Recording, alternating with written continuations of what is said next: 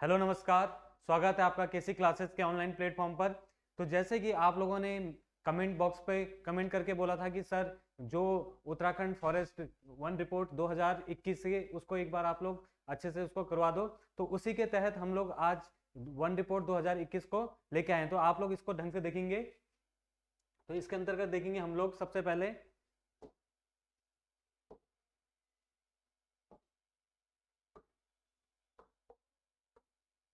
तो देखेंगे सबसे पहले कि उत्तराखंड के अंतर्गत हम देखेंगे जो 2021 की वन रिपोर्ट है ना, 2021 की वन रिपोर्ट। तो सबसे पहले हम लोग इसके अंतर्गत देखेंगे कि इसको जारी करता है ना, इसको जारी कौन करता है, तो आप लोग याद रखेंगे केंद्रीय पर्यावरण है ना, थोड़ा सा गलत हो गया, टाइपिंग मिस्टेक है।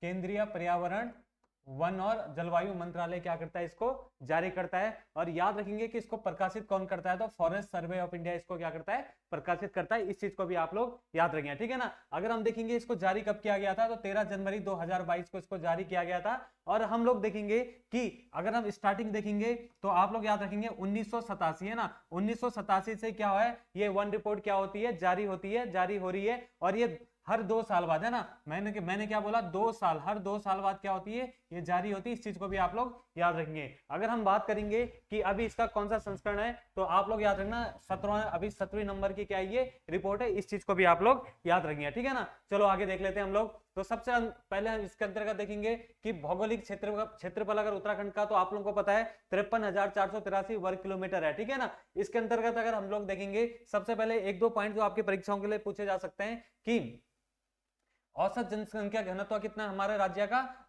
189 प्रति वर्ग किलोमीटर, ठीक है ना। इस चीज को आप लोग याद रखेंगे। पशुधन जनसंख्या, ठीक है ना, अगर मैं बात करूंगा पशुधन जनसंख्या की, तो आप लोग याद रखेंगे पशुधन जनगणना 2019 के अनुसार 4.79 मिलियन है ना, 4.79 मिलियन क्या हमारी पशु जनगणना है। इस चीज को भी आप लोग याद रखें, ठीक है ना। अगर हम देखेंगे जिलों की संख्या 13 है, पर्वतीय जिले 13 है, ठीक है ना। और जनजातीय जिलों की बात है तो कोई जनजातीय जिला नहीं है, ठीक है। इस चीज को भी आप लोग याद रखेंगे, ठीक है भाई। आगे हम लोग थोड़ा सा और देखेंगे जो आप लोगों के अच्छे से समझ में आ जाएगा। तो देखेंगे सबसे पहले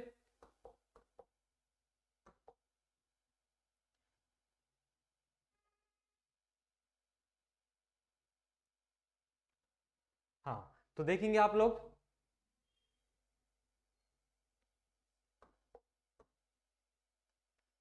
यहां देखेंगे, ये है आपके भूमि उपयोग प्रतिमान, ठीक है ना। कुछ आप लोग कैसे होगा जो मैं आप लोगों को बताना, आप लोग ढंग से देखेंगे। भूमि उपयोग प्रकार है और ये देखेंगे उसका प्रतिशत कितना है। अगर हम देखेंगे कि भूमि उपयोग के लिए जो प्रस्तुत क्षेत्र है कितना है, पूरा 100% है। इस चीज को आप लोग याद रखेंगे। अगर हम देखेंगे वन की बात करेंगे, तो वन के लिए अंतर्गत देखेंगे 63.48% है। अगर हम देखेंगे भू संवर्धन के लिए अनुपलब्ध कितना है, 7.24% है। इस चीज को आप लोग याद रखेंगे।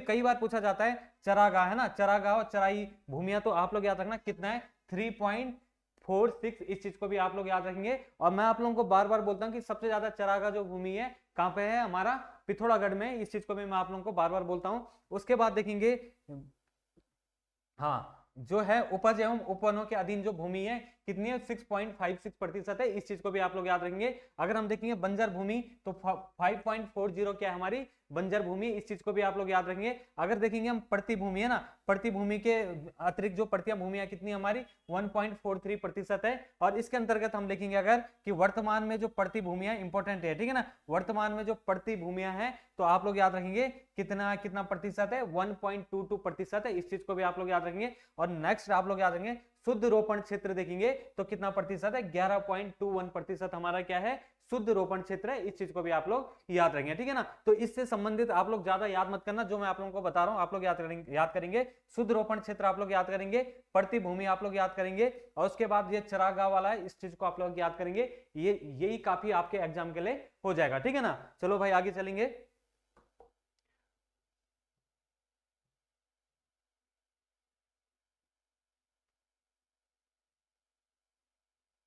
ठीक है, आगे देखेंगे। अब देखेंगे हम लोग ढंग से देखेंगे आप लोग इसको। वन रिपोर्ट 2019 की तुलना में 2021 में वनावरण क्षेत्र, ठीक है ना, आप वन आच्छादित क्षेत्र पढ़ते हो तो वही क्या होता है, वन आवरण क्षेत्र होता है, ठीक है ना, जो क्या होता है कवर एरिया होता है फॉरेस्ट का, ठीक है। इस चीज को आप लोग याद रखेंगे। इसके अंतर्गत देखेंगे अगर हम लोग अति सघन वन है ना, अति सघन वन का मतलब जो अति क्या होंगे, घने वन होता है ना, तो अति सघन वन के अंतर्गत देखेंगे हम लोग तो हमें कितने वर्ग किलोमीटर की हमें वृद्धि देखने को मिली, तो आप लोग याद रखेंगे प्लस 8.25%, सॉरी प्रतिशत नहीं, एरिया, ठीक है। आप लोग याद रखेंगे कितना, वर्ग किलोमीटर। अगर आप लोगों से पूछा जाएगा कि 2019 की तुलना में 2021 में अति सघन वन के अंतर्गत कितने वर्ग किलोमीटर की बढ़ोतरी वृद्धि देखने को मिली, तो प्लस 8.25% सॉरी वर्ग किलोमीटर हमको क्या है देखने को मिला। इस चीज को भी आप लोग याद रखेंगे, ठीक है ना। नेक्स्ट है सामान्य सघन वन। आप लोग सामान्य को आप लोग पढ़ते होंगे किताब में, मध्य है ना, सामान्य को आप लोग क्या पढ़ते हो, मध्य। तो बात एक ही है, मध्य या सामान्य। मैंने जो डेटा उठा रखा ऑफिशियली साइड से उठा रखा, तो उसमें क्या है सामान्य लिखा हुआ, बात एक ही है, मध्य भी उसी को बोलते हैं, ठीक है ना। तो आप लोग याद रखेंगे सामान्य सघन वन, इसमें आप लोग याद रखेंगे -37.19 वर्ग किलोमीटर की क्या हुई कमी हुई। इस चीज को भी आप लोग याद रखेंगे, ठीक है ना, इंपॉर्टेंट है। सामान्य सघन वन को में हमें क्या देखने को मिलता है, -37.19 वर्ग किलोमीटर की कमी देखने को मिलती है। इस चीज को भी आप लोग याद रखेंगे। नेक्स्ट है खुले वन। तो खुले वन में हम लोग देखते हैं प्लस 31.03 वर्ग किलोमीटर की हमको क्या देखने को मिलती है, वृद्धि देखने को मिलती है। इस चीज को भी आप लोग याद रखेंगे। प्लस का मतलब वृद्धि, प्लस का मतलब वृद्धि, और माइनस का मतलब क्या हो जाएगा, कमी। इस चीज को भी आप लोग याद रखेंगे। अब तो ये देखो, ये तो कैटेगराइज किया था हमने वनों को, अति सघन वन, सामान्य सघन वन और खुले सघन वन। अगर हम खुले वन अगर हम देखेंगे क्या कि कुल वनों में वृद्धि है ना, जो वन क्षेत्रफल है हमारा, तो हम देखेंगे लास्ट ईयर की अपेक्षा है ना, लास्ट ईयर के कंपेयर में करेंगे हम, तो 2021 में कितने कितने वर्ग किलोमीटर वनों में क्या हुई, वृद्धि हुई। तो आप लोग याद रखेंगे 2.09 वर्ग किलोमीटर की क्या हुई, वृद्धि हुई। इस चीज को भी आप लोग याद रखेंगे, ठीक है ना। चलो आगे चलेंगे, हम लोग आगे देखेंगे। हाँ, आगे देखेंगे थोड़ा सा, इसको भी कवर करते जाएंगे साथ साथ आप लोग, ठीक है ना। आगे देखेंगे अगर हम लोग सर्वाधिक अत्यंत सघन, ठीक है ना, अत्यंत सघन वन वाले जिले, ठीक है ना। मैंने क्या बोला, सर्वाधिक अत्यंत सघन वन वाले जिले। अब देखो जो अत्यंत का मतलब अति, बात है अति सघन या अत्यंत सघन, बात एक ही है। कौन कौन से जिले हैं सर्वाधिक, नैनीताल, देहरादून और उत्तरकाशी। पहले नंबर पे देहरादून, पहले पे नैनीताल, दूसरे पे देहरादून और तीसरे पे क्या है, उत्तरकाशी है। इस चीज को भी आप लोग याद रखेंगे, ठीक है ना। नेक्स्ट अगर हम बात करेंगे सबसे कम सघन वन वाले जिले, ठीक है ना, तो सबसे कम में आएगा सबसे पहले हरिद्वार, उधम सिंह नगर और बागेश्वर, ठीक है ना, हरिद्वार, उधम सिंह नगर और बागेश्वर। अब देखेंगे हम अगर सर्वाधिक सामान्य, ढंग से सुनेंगे, सर्वाधिक सामान्य सघन वन वाले जिले, ठीक है ना, सर्वाधिक सामान्य सघन वन वाले जिले में अगर बात कर पूछेगा हो, तो सबसे पहले पे पौड़ी, फिर नैनीताल, फिर उत्तरकाशी। इस चीज को भी आप लोग याद रखेंगे, ठीक है ना। आगे चलेंगे अगर हम लोग सबसे कम सामान्य सघन वन वाले जिले, अब क्या बोल रहा हूं कि सब इधर पे पूछा था सर्वाधिक, अब पूछ रहा है सबसे कम, ठीक है ना, क्या पूछ रहा है, सबसे कम। तो आप लोग याद रखें सबसे कम किसका है, उधम सिंह नगर, रुद्रप्रयाग, फिर चंपावत। इस चीज को भी आप लोग याद रखेंगे, ठीक है ना। नेक्स्ट है सर्वाधिक खुले वन। तो सर्वाधिक खुले वन के अंतर्गत अगर पूछेगा वो आप लोगों से, तो क्या होगा, सबसे पहले पौड़ी, उत्तरकाशी और टिहरी। और नेक्स्ट पूछेगा अगर सबसे कम खुले वन, तो आप लोग याद रखेंगे उधम सिंह नगर, फिर हरिद्वार, फिर चंपावत। इस चीज को भी आप लोग याद रखेंगे। नेक्स्ट है अगर सर्वाधिक झाड़ी है ना, पूछेगा अगर कि सर्वाधिक झाड़ी वाले जनपद कौन से राज्य में, तो राज्य में सर्वाधिक झाड़ी आप लोगों ने पढ़ा है टिहरी में, उसके बाद पौड़ी है, फिर क्या है, देहरादून। इस चीज को भी आप लोग याद रखेंगे। नेक्स्ट है सबसे कम झाड़ी वाले जनपद। तो सबसे कम झाड़ी वाले जनपद कौन से होंगे, चमोली होगा, फिर बागेश्वर होगा, फिर उधम सिंह नगर होगा। इस चीज को भी आप लोग याद रखेंगे, ठीक है ना। आप लोगों ने पढ़ा होगा झाड़ियां कहां पे पैदा होती है, जहां पे वायु में क्या होती है, नमी की मात्रा कम होती है। जैसे आप लोगों ने देखा होगा कि आप रेगिस्तान है ना, राजस्थान साइड जाते हो, तो वहां पे वायु में नमी कम होती है, इसीलिए वहां पे क्या बड़े बड़े वृक्ष उत्पन्न नहीं हो पाते, उग नहीं पाते हैं, ठीक है ना। तो मैंने क्या बोला, वही है। तो सब झाड़ी कहां पर होती है, जहां पे वायुमंडल में क्या होती है, नमी की मात्रा कम होती है, ठीक है। इस चीज को आप लोग याद रखेंगे। चलो भाई आगे बढ़ेंगे। इसके बाद देखेंगे हम लोग, आपके पास थोड़ा भारत के बारे में बात कर लेंगे, है ना, जो भारत कि वन रिपोर्ट 2021 भारत के बारे में बात करेंगे, तो भारत वन स्थिति रिपोर्ट 2021 में हम लोग क्या करेंगे, बात करेंगे। आप लोग ऐसे करेंगे, इसको देखेंगे आप लोग। सबसे पहले जो मैंने आप लोगों को अभी बता दिया कि पहली बार वन स्थिति रिपोर्ट वर्ष 1987 में प्रस्तुत की गई थी, ये मैंने आप लोगों को बता दिया। और हर 2 साल में क्या होता है, ये रिपोर्ट जारी होती है। अभी इस वन रिपोर्ट का क्रम कौन सा है, 17 नंबर की वन रिपोर्ट है, ये भी मैंने आप लोगों को बता दिया है। उसके बाद अगर हम देखेंगे कि 1987 में, है ना, अब देखो भाई वन के सर्वे होते हैं, अब सर्वे भी तो किसी माध्यम से होगा ना, तो क्या होता है, उपग्रह जो सैटेलाइट है उनके माध्यम से क्या होते हैं, सर्वे किए जाते हैं, ठीक है ना। अब ऐसा नहीं कि इंसान जाएगा, जंगल है ना, और जंगल पूरे सर्वे करके आएगा, ऐसा पॉसिबल हो ही नहीं सकता है। तो क्या होता है, आप लोग याद रखेंगे, सबसे पहले अगर मैं बात करूंगा, सबसे पहले है ना 1987 में, आप लोग याद रखना कि जो 1987 में सर्वे हुआ था उसमें क्या हुआ था, ठीक है ना, ये आप लोगों को दिख रहा है लैंडसैट MSS, ठीक है ना, लैंडसैट MSS ये सेंसर था, ये उपग्रह था, इसी के तहत क्या हुआ था, सर्वे किया गया था, ठीक है ना। अभी हम हाल ही की बात करेंगे 2021 की बात, तो 2021 में आप लोग याद रखना IRS रिसोर्स, ठीक है ना, सेट 2 LISS 111 इसके द्वारा क्या किया गया, अभी सर्वे किया गया, ये बात भी आप लोग याद रखेंगे, ठीक है ना। चलो भाई नेक्स्ट चलेंगे हम लोग, नेक्स्ट देखेंगे आप लोग जरा बड़ी मेहनत से आप लोगों के लिए बनाए, ठीक है ना, आप लोग अच्छे से इसको देखेंगे। नेक्स्ट देखेंगे सर्वाधिक वन आवरण वाले राज्य, ठीक है ना, सर्वाधिक वन आवरण वाले राज्य। तो सबसे पहले आप लोगों को पता होना चाहिए वन आवरण क्या होता है, तो आप लोग याद रखना वन आवरण क्या होता है, सबसे पहले किसी भी भूमि पर पेड़ों की उपस्थिति को दर्शाता है, ठीक है ना। वन आवरण का मतलब क्या होता है, किसी भी भूमि पे पेड़ों की उपस्थिति को क्या होता है, दर्शाता है। और दूसरी बात आता है कि वन क्षेत्र, तो वन क्षेत्र क्या होता है, सरकारी रिकॉर्ड के अनुसार भूमि की कानूनी स्थिति को दर्शाता है, इस चीज को भी आप लोग याद रखेंगे। अब आप लोगों के समझ में आ गया कि वन आवरण क्या होता है और वन क्षेत्र क्या होता है, ठीक है ना। अब देखेंगे हम लोग सर्वाधिक वन आवरण वाले राज्य जो हैं, कौन कौन से सर्वाधिक वन आवरण वाले राज्य, पहले नंबर पे मध्य प्रदेश, अरुणाचल प्रदेश, छत्तीसगढ़, ठीक है ना, चौथे पे ओडिशा, पांचवे पे क्या है, महाराष्ट्र, इस चीज को भी आप लोग याद रखेंगे, ठीक है ना। नेक्स्ट आएगा कि प्रतिशत की दृष्टि से सर्वाधिक वन आवरण वाले राज्य, तो प्रतिशत की दृष्टि से देखेंगे सबसे पहले तो मिजोरम है, फिर अरुणाचल प्रदेश है, मेघालय है, फिर चौथा क्या है, मणिपुर है, पांचवा क्या है, नागालैंड है, इस चीज को भी आप लोग याद रखेंगे, ठीक है। आगे देखेंगे वनों में सर्वाधिक वृद्धि, अगर पूछेगा कि भाई सर्वाधिक वृद्धि जो 2019 से 2021 के अंतर्गत देखेंगे कि वनों में सर्वाधिक वृद्धि किस राज्य में देखने को मिली हमें, तो आप लोग याद रखेंगे सबसे पहले तेलंगाना में देखने को मिली। इसके लिए एक बहुत है, आप लोग तेलंगाना याद रखना, और अगर आप लोग अच्छी बात है, अगर आप लोग आगे याद कर पाए तो आंध्र प्रदेश, फिर थर्ड पे कौन है, ओडिशा, इस चीज को भी आप लोग याद रखेंगे, ठीक है। नेक्स्ट है वनों में सर्वाधिक कमी, आप देखेंगे भाई सर्वाधिक वनों में कमी कहां देखी गई, तो याद है अरुणाचल प्रदेश में कमी देखी गई सर्वाधिक, फिर मणिपुर, फिर मेघालय, इस चीज को भी आप लोग याद रखेंगे, ठीक है। आगे देखेंगे हम लोग देश में वृक्षों के आवरण में 721 वर्ग किलोमीटर की वृद्धि हुई है भाई, ठीक है ना। अगर परीक्षा में पूछा गया आप लोगों से कि देश में वृक्षों के आवरण में कितने वर्ग किलोमीटर की वृद्धि हुई, तो आप लोग याद रखेंगे 721, है ना, 721 वर्ग किलोमीटर की क्या हुई, वृद्धि हुई, इस चीज को भी आप लोग याद रखेंगे, ठीक है ना। नेक्स्ट पॉइंट देखेंगे अगर हम लोग कि जो हमारा देश है ना, तो देश के भौगोलिक क्षेत्र का 21.71% क्या है, वन है, ठीक है ना, याद रखना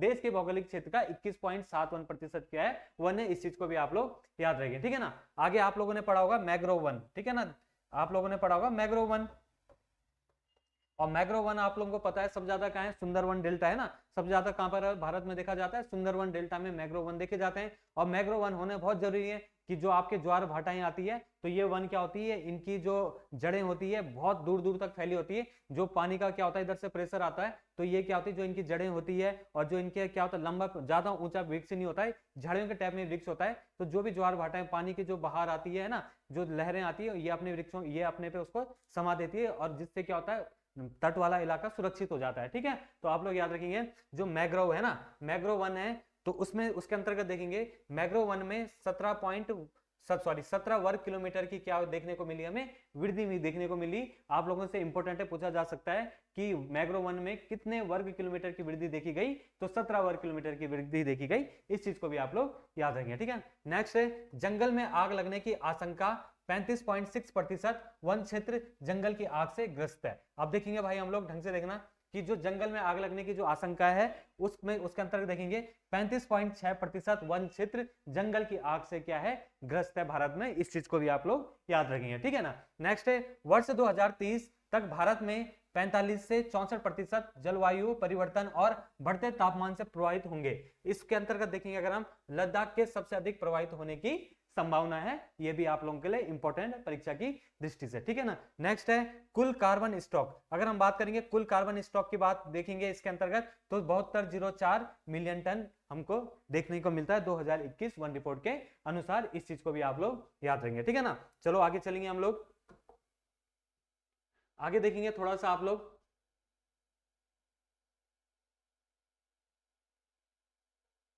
ठीक है,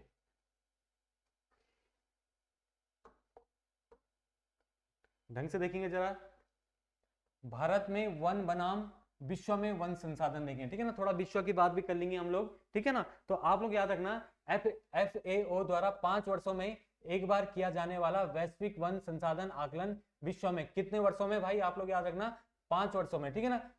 विश्व के लगभग सभी देशों के वन संसाधनों के बारे में जानकारी प्रदान करता है। GFRA की नवीनतम रिपोर्ट वर्ष 2020 में प्रकाशित हुई थी, ठीक है ना। आप लोग याद रखना ग्लोबल, ठीक है ना। G से हो गया ग्लोबल, F से हो गया फॉरेस्ट, R से हो गया रिसोर्स और A से हो गया एसोसिएशन, ठीक है ना। आप लोग याद रखना एसोसिएट, सॉरी, ठीक है ना। मैंने क्या बोला, ग्लोबल फॉरेस्ट रिसोर्स एसोसिएट, आप लोग याद रखेंगे इसकी फुल फॉर्म है। और इसने क्या किया था, GFRA की जो नवीनतम रिपोर्ट वर्ष 2020 में प्रकाशित हुई, इंपॉर्टेंट है आप लोगों को पेपर की दृष्टि से, ठीक है ना। आगे देखेंगे GFRA 2020 के अनुसार वन क्षेत्र के संबंध में शीर्ष 10 देशों की स्थिति, वन क्षेत्र में परिवर्तन और वर्तमान निधि को निम्न तालिकाओं में, जो हमने आप लोगों के सामने बता रखा है, इसके अंतर देखेंगे। आप देखो, आपने कुछ नहीं पढ़ना है, आपने याद रखना है क्या कि सबसे बोल रहा है शीर्ष 10 देशों में वन क्षेत्रफल देखेंगे। सबसे पहले देखेंगे हम तो रशियन फेडरेशन के देखेंगे हम लोग। जो रशियन फेडरेशन है उसका वन क्षेत्रफल हमें सबसे ज्यादा देखने को मिलता है, जो कितना है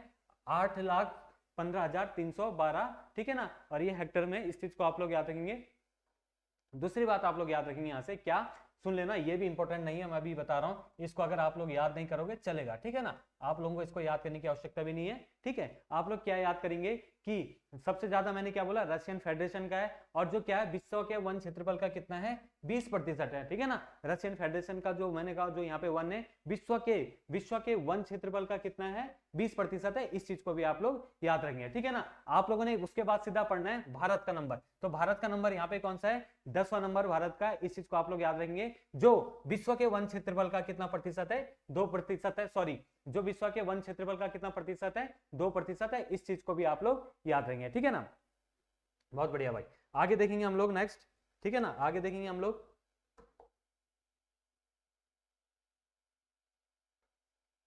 हाँ आगे देखेंगे सभी लोग, थोड़ा इसको भी हम कवर कर लेंगे।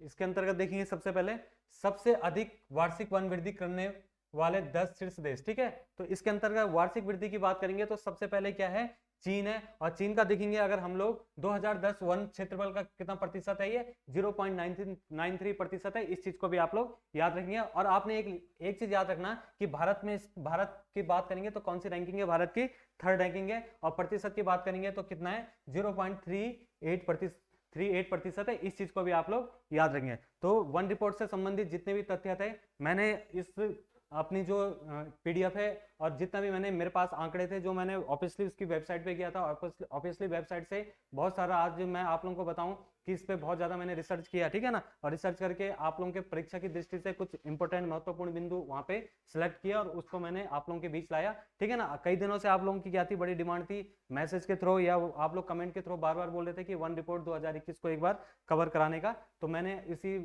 इसी केस में मैंने क्या किया, सोचा था कि आज संडे का दिन फ्री है तो आज मैं क्या करूंगा, आप लोगों के लिए इस पे मेहनत करूंगा। और मैंने आज सुबह से मैं इस चीज पे लगा हुआ था और इसको मैंने अभी किया, ठीक है ना। तो आप लोग इसको अच्छे से देखेंगे। तब तक के लिए बाय बाय, ठीक है। मिलते हैं आप लोगों को कल